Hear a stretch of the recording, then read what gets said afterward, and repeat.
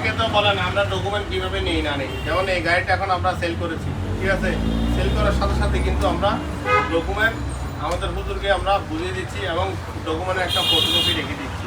কিন্তু এখন অনেকে একটা জিনিস, সবার ব্যাপারে একটা কথা বলি, গাড়িটা কেনার পরে 1 লাখ 2 লাখ 5 লাখ, হ্যাঁ, গাড়িটা কেনার পরে আপনারা সামান্য টাকার জন্য স্ট্যাম্পটা করেন না। স্ট্যাম্প না করে 6 মাস 1 বছর 3 মাস পরে আমাদেরকে এসে বলেন যে স্ট্যাম্প করে দেন।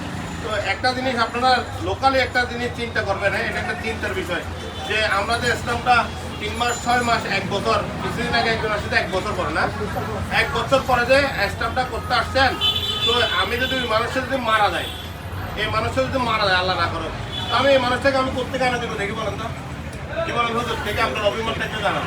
হ্যাঁ, তো আপনারা গাড়ি কেনার সাথে সাথে 10 থেকে 15 দিনের ভিতরে আমাদের সাথে স্ট্যাম্পটা করে ফেললে আমাদের ভালো হয়। এই গাড়িটা বেচে আমরা আহামরি লাভ করতে পারি না। আমরা একটা গাড়ি বিক্রি করার 2-5-10 হাজার টাকা লাভ করি, এর মধ্যে আমাদের অনেক খরচ আছে। হ্যাঁ, খরচ টরচ দিয়ে যাওয়ার পর 2,000 টাকা বিক্রি কষ্ট হয়ে যায়।